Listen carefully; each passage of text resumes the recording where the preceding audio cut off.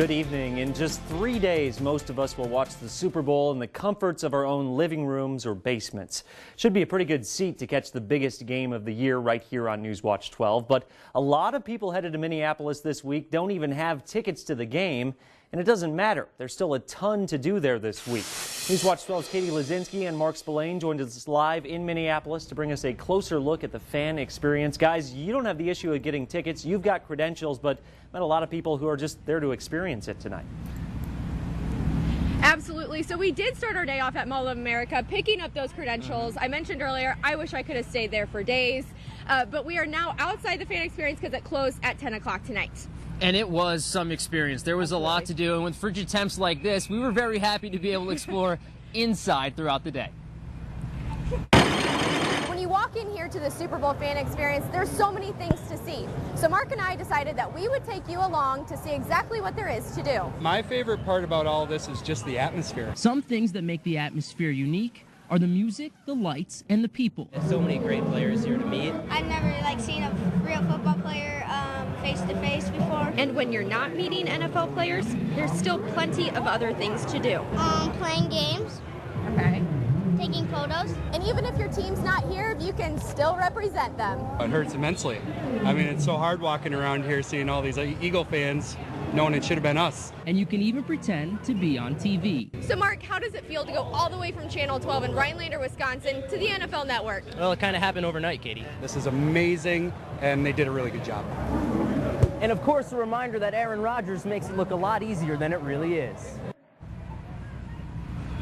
Yeah, and next season we will be very excited to see Aaron Rodgers back, hopefully. And so Mark and I were just talking a little bit about what our favorite parts of today were. I have a tie for mine. My favorite part was holding up the Bears jersey. I apologize to any of you Packer fans back home.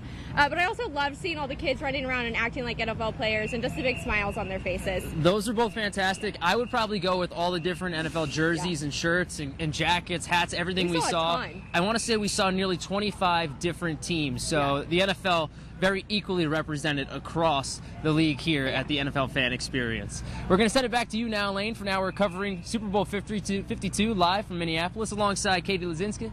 My name is Mark Spillane, Newswatch 12. Guys, let me ask you, you can see your breath coming off there as well, and it looks like we might have just lost. Oh, there you guys, you're still there. Your breath coming out there. What's kind of the assortment of things inside versus outside? Are there plenty of things inside for people to get out of the weather there? Yes. Absolutely. And that skywalk, I can't even remember how many miles it is, but there is a lot of stuff for people to do, like we mentioned, Mall of America inside, but tomorrow we're going to go outside. So.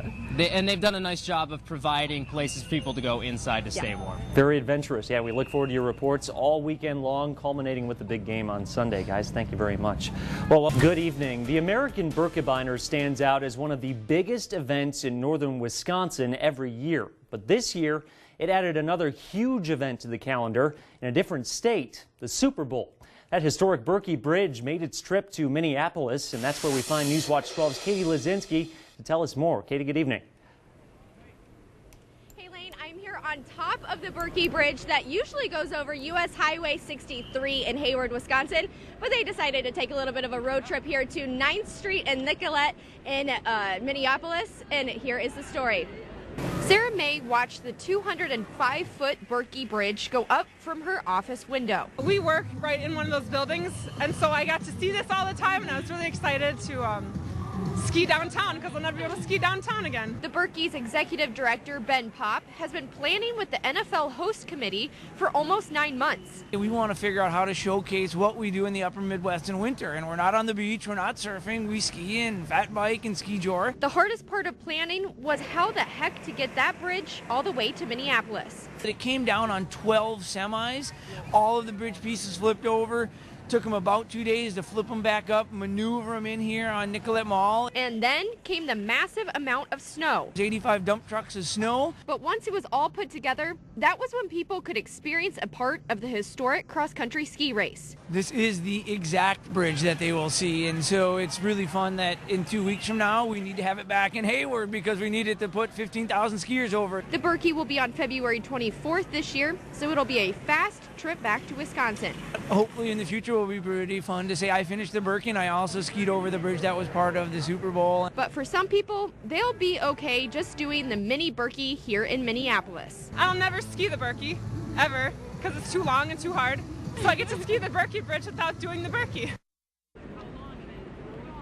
So guys, this bridge has been featured on NFL Network, the Today Show this morning with Al Roker, all the national media outlets, and really anybody could pretty much do this. On the media app that everybody's been downloading here in Minneapolis, you could just kind of register, come up top where I am now, and then go down the bridge. So it's actually pretty cool and very accessible.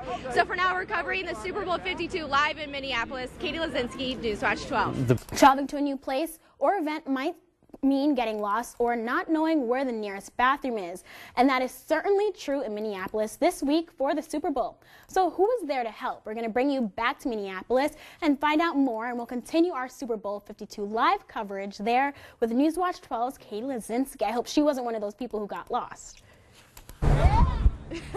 No, thanks to the 10,000. This is not one of the volunteers.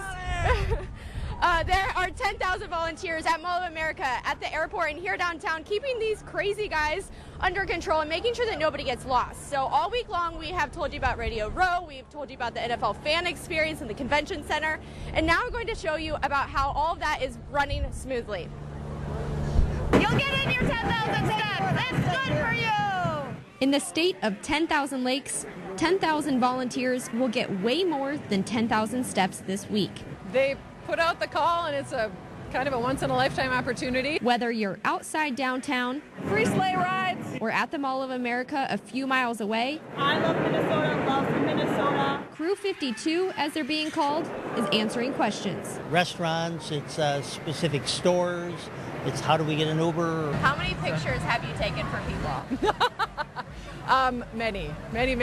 Helping is just one way that this town gets the reputation for being Minnesota nice. We just want to show a good light on Minnesota, that we are nice and we're accommodating and we want people to come back here. And Julie will come back downtown, but after relaxing a little bit first. For tomorrow, I'm expecting to finally sit down. We all have to do 12 hours of shifts. So, I'll be sitting on my couch watching the game from home.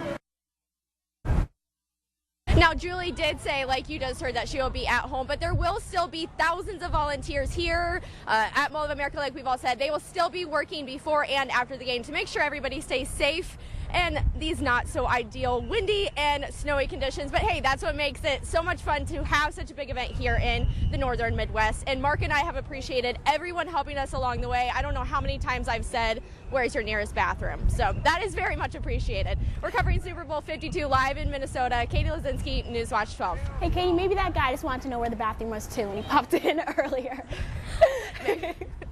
Thanks for joining us. The Philadelphia Eagles made trips to the Super Bowl in 1981 and 2005, but it wasn't until today that they were able to hoist the Vince Lombardi Trophy. We'll send it live to Minneapolis, where Newswatch 12's Mark Spillane and Katie Lazinski are right outside the U.S. Bank Stadium. Mark and Katie, that game was sure an exciting one.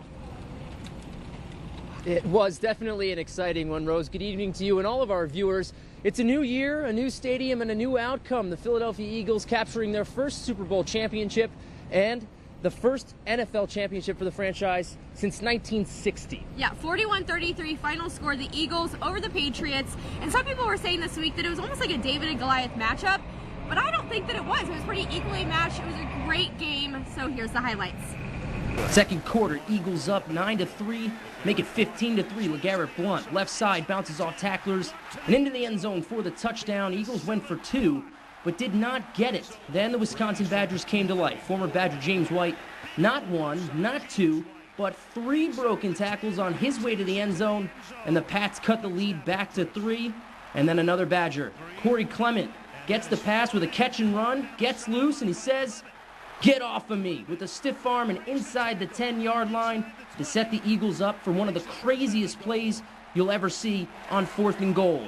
Foles walks to his right, direct snap to Clement, flips it to Trey Burton, and the tight end throws it to Nick Foles, who's wide open in the end zone, makes the touchdown catch, and the Eagles go back up by 10. Now third quarter, Patriots cruise down the field in less than 3 minutes, and Brady hits Rob Gronkowski for a touchdown to open the second half. But the pendulum would swing right back the other way. Foles back to pass, with a perfect throw, and Clement is there again, makes the catch in between traffic.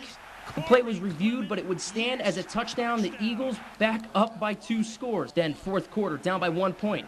Foles to Zach Ertz, makes the catch into the end zone. That's a touchdown. That was also reviewed, but that play would stand as well. And then with the Patriots in position, Tom Brady doing what he always does, right? Not this time. Brandon Graham with the strip sack. Eagles recover, and they go on to win it by the score of 41-33. The Philadelphia Eagles, Super Bowl 52 champions. It was a big night for the Wisconsin Badgers in the Eagles win. Corey Clement finished with 4 catches for 100 yards and a score, while James White had 7 carries for 45 yards and a touchdown. An incredible showcase for Badgers football on the NFL's biggest night. Yeah, and while we have you guys, some Packer news that came out last night. Obviously, the Hall of Fame being announced, and guard former Packer Jerry Kramer finally got into the Hall of Fame. He is 82 years old. You know him best from his performance in the Ice Bowl 50 years ago. He was on the ballot 11 times, so he definitely felt relieved to hear that knock on his door last night. An incredible thrill, and I'm thinking it'll take a few days or months or years to get over it and really understand it and see what it means to my life. But at this point, it's one of the best days of my life. And most of you guys also know him for his book that's called Instant Replay. So you know him as a storyteller. He's usually not at a loss for words, but when talking about the Packer fans, he could not find the right words to describe it.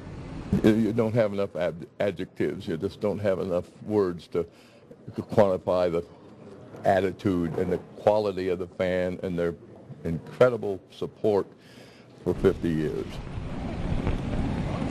All right, guys, so Hall of Fame is coming up in a much warmer climate than what we're in right now in Minneapolis, in Canton, Ohio in August. I believe it was August 4th, so definitely keep an eye out for that.